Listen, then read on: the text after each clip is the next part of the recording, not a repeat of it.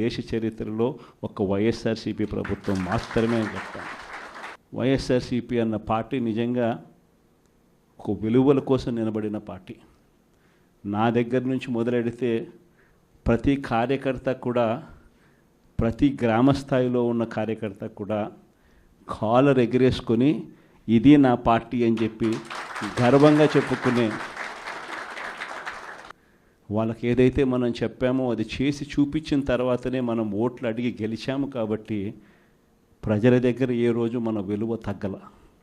కానీ మనల్ని లీడర్లు చేస్తాయి.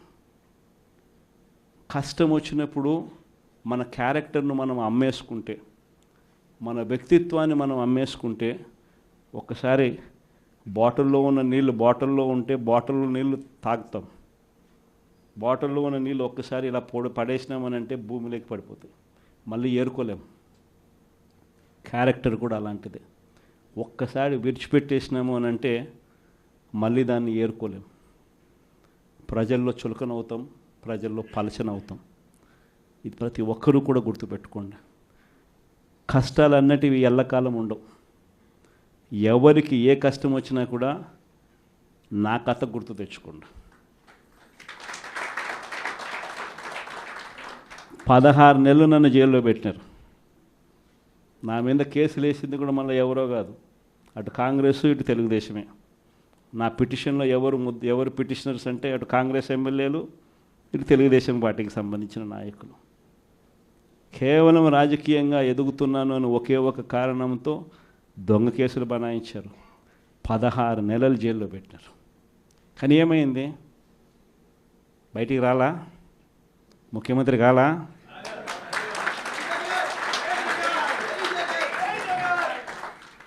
ప్రతి ఒక్కరు ఇది గుర్తుపెట్టుకోండి.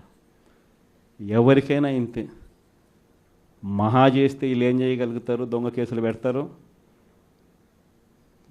కాదండంలా బెదిరిస్తారు, కాదండంలా మహా అయితే 3 నెలలు లోపల వేస్తారు, అది కాదండంలా. కానీ ఏం చేస్తారు? 3 నెలల తర్వాత మళ్ళా వస్తాం, రెట్టించిన ఉత్సాహంతో మళ్ళా పనిచేస్తాం. ఎవరెవరైతే మిమ్మల్ని జైల్లో పెట్టే కార్యక్రమం ఎవరెవరైతే చేస్తారో, మంచి చేసిన వాళ్ళని గుర్తుపెట్టుకోండి, చెడు చేసిన వాడిని గుర్తుపెట్టుకోండి. ఇద్దరిని గుర్తుపెట్టుకోమని చెప్తాను. ఊరికే చూస్తూ ఊరుకోం. వైఎస్ఆర్ కాంగ్రెస్ పార్టీ బ్రతుకుతుంది.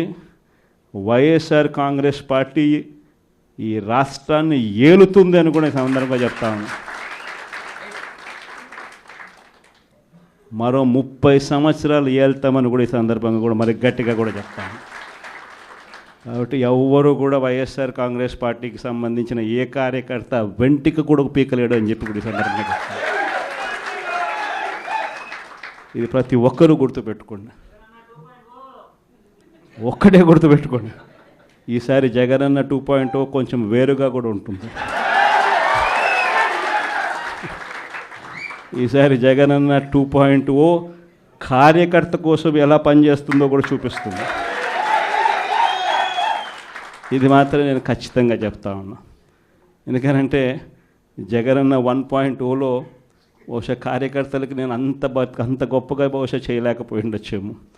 ప్రతి పథకము, ప్రతి విషయంలోనూ కూడా మొట్టమొదటిగా ప్రజలే గుర్తుకొచ్చారు. ప్రజలకు మంచి చేయడం కోసమే నా టైం కేటాయించా, నా తాపత్రయపడ్డా, ప్రతి విషయంలోనూ దానికోసమే అడుగులు వేశా. కానీ జగనన్న 2.0కి వచ్చేసరికి మాత్రం చంద్రబాబు నాయుడు కార్యకర్తలకు పెడతా ఉన్న ఇబ్బందులు చూసా, కార్యకర్తలు పడతా ఉన్న అవస్థలు చూసా, కార్యకర్తలు పడతా ఉన్న బాధను గమనించా. వీళ్ళ కోసం గట్టిగా మీ జగనన్న ఉంటాడని సందర్భంగా గట్టిగా చెప్తాను. ఫస్ట్ టైం మాట్లాడినప్పుడు ఏదైతే పైప్ లైన్ ఎంతవరకు వెళ్ళింది సముద్రంలోకి, అంటే సముద్రం లోపల వరకు వెళ్ళిపోతే ప్రాబ్లం ఉండదు. ఈ సముద్రం బయట వరకు వెళ్ళి మనం అక్కడ ఆగిపోతాయి కనుక అక్కడ ఉన్న మత్స్య సంపదకి కానీ చుట్టుపక్కల వాటర్ రిసోర్సెస్ కానీ కొంచెం కంటామినేట్ అయ్యే పరిస్థితి ఉంది. సో డెఫినెట్గా మేము ఆల్రెడీ ఈ విషయాలన్నిటి మీద కూడా కంపెనీ వాళ్ళు ప్రతి ఒక్కరికి కూడా సేఫ్టీ మెజర్స్, ప్రికాషన్స్ తీసుకోవాలని చెప్పి ప్రతి ఒక్కరికి కూడా కలెక్టర్ గారి దగ్గర నుంచి నోటీసులు వెళ్ళింది. వాళ్ళు యాజ్ పర్ దట్ పని చేయాలి. ఒకవేళ పని చేయలేదు అన్న పక్షంలో మా దగ్గరికి ఎటువంటి ఆధారాలు వచ్చినా కూడా మేము యాక్షన్ తీసుకోవడానికి రెడీగా ఉన్నాం. యా నేను ఒకసారి మాట్లాడుతున్నాను. ఇప్పుడు స్కూల్ జోన్లో ఎక్కువ మంది పిల్లలు గంజా తాగి చాలా మంది పిల్లల్ని ఇబ్బంది పెడుతున్నారు. రెండవది ఏంటంటే పోలీస్ పర్యవేక్షణ అక్కడ తక్కువగా ఉందమ్మా స్కూల్ జోన్లో. మరి ముఖ్యంగా ఎక్కువ పిల్లలు చదువుకున్న ఏరియా జ్ఞానాపురంలో 15,000 మంది పిల్లలు రోజు చదువుకున్న ఏరియా. ఆ ఏరియాలో సాయంత్రం స్కూల్ విడిచినప్పుడు, స్కూల్ మొదలుపెట్టినప్పుడు పిల్లలు విచ్చలవిడిగా తిరిగి వాళ్ళ ఇష్టం వచ్చినట్టు ప్రవర్తించడం, పిల్లలు ఇబ్బంది పెట్టడం, తప్పుగా మాట్లాడటం, ఆ విధంగా చేయడం జరుగుతుంది. దానికి కొంచెం మీరు ఏమైనా తప్పకుండా మీరు యాజ్ ఎ సిటిజన్గా మీరు ఇచ్చిన సలహాను నేను తీసుకుంటాను. మీ సూచన నేను క్లియర్గా పాటిస్తాను. సిపి గారు కూడా ఇన్స్ట్రక్షన్ ఇస్తాను.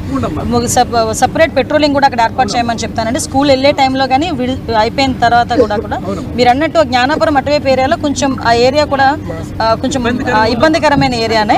డెఫినెట్గా అక్కడ ఆడపిల్లలకి కానీ అక్కడ పిల్లలకి కానీ ఎటువంటి ఇబ్బంది లేకుండా చూసుకుంటాం. ముఖ్యంగా స్కూల్లోని గంజా ఆ విషయం ఒక్కొక్కసారి చెప్పాలంటేనే కూడా చాలా బాధ అనిపించే పరిస్థితి. మేము చాలా సందర్భాల్లో చెప్పాం స్కూల్స్ వరకు వెళ్ళిపోయింది గాంజా అన్నదని. ఆ గాంజాని ఎలాగ రిస్ట్రిక్ట్ చేయాలి, గాంజాని ఎలా అరికట్టాలనే దాని మీద మేము స్పెషల్గా టాస్క్ ఫోర్స్ అనేది కూడా ఏర్పాటు చేసామండి. మీకు కూడా తెలుసు, ఈగల్ అని ఒక టాస్క్ ఫోర్స్ని కూడా ఏర్పాటు చేసుకున్నాము. సపరేట్గా దానికంటూ సపరేట్గా ఒక ఫైనాన్షియల్ వాటికి కూడా సపరేట్గా పెట్టుకొని వాటి ద్వారా మూలాలతో పాటు పీడీ యాక్ట్ కూడా పెట్టామండి. ఈరోజు గాంజా ఎవరైనా తీసుకున్నట్టుగా కానీ సరఫరా చేసినట్టుగా కానీ మా దృష్టికి వస్తే వాళ్ళని ఈజీగా వదిలిపెట్టే పరిస్థితి కాదు. ఏదో కేసు కట్టేసి జైలుకి పంపించి బెయిల్ మీద వచ్చే పరిస్థితి కాదు. వన్స్ గాంజా కేసులో కనుక పట్టుబడితే పీడీ యాక్ట్ పెడుతున్నాం. అది ఎవరైనా ఓకే. మీకు ఇంకో విషయం, నేషనల్ క్రైమ్ రిపోర్ట్స్, నేషనల్ ఈ నార్కోటిక్ సెల్ ప్రకారం కూడా మనం చూసుకుంటే ఫర్దర్గా పాస్పోర్ట్లు కూడా సీజ్ అయిపోయే పరిస్థితి ఉందండి. వాళ్ళకి తెలియట్లేదు. ఇప్పుడు చాలామంది గాంజా సరఫరా ఏదో డబ్బుల గురించి చేస్తున్నారు, కానీ గాంజా సరఫరా చేస్తే వాళ్ళ తాలూకా పాస్పోర్ట్లు కూడా సీజ్ అయిపోతాయి దొరికితే అన్న సంగతి కూడా చాలామంది తెలియక విద్యార్థులు వాళ్ళ భవిష్యత్తు పాడు చేసుకుంటున్నారు. కాబట్టి వీటన్నిటి మీద కూడా పబ్లిక్గా మీరు కూడా సిటిజన్స్గా మేము అందరం కలిపి ఒక అవేర్నెస్ క్యాంప్స్ కూడా క్రియేట్ చేద్దాము. డెఫినెట్గా కూడా మంచి రిజల్ట్ వస్తుంది. Thank you. సెంట్రల్ జైలుకి సందర్శించారు. ఇక్కడ చాలామంది గిరిజన యువత ఎవరికి గంజాయి ఒక ఎస్టీ కమిషన్ శంకర్ నాయక్ గారు వాళ్ళందరూ డీటెయిల్స్ తీసుకుని ప్రభుత్వంతో మాట్లాడి ఏమైనా వాళ్ళకి సహకారం అందించడానికి ఏమైనా వాళ్ళు మా ఆల్రెడీ గంజా కేసుల్లో వచ్చారండి వాళ్ళు. వాళ్ళకి బెయిల్స్ రావడానికి కూడా చెప్పాను కదా, గాంజా కేసు అంటేనే బెయిల్స్ కూడా రావు. సో చాలామంది ఎస్టీ యువకులు ఇంచుమించు మీరు అన్నట్టు మన విశాఖపట్నం సెంట్రల్ జైల్లో ఉన్న వాళ్ళలో 50% ఎన్డీపీసీ కేసెస్ వాళ్ళు. సో వాళ్ళందరినీ కూడా పరిస్థితి ఎలా అయిపోయిందంటే వాళ్ళందరినీ బయటికి పంపిస్తే వాళ్ళు ఎలా చేస్తారు, అలాగని బయటికి పంపించేదానికి బెయిల్స్ కూడా వాళ్ళకి రావాలి. బట్ బెయిల్స్ వచ్చే పరిస్థితులు కూడా కనిపించట్లేదు.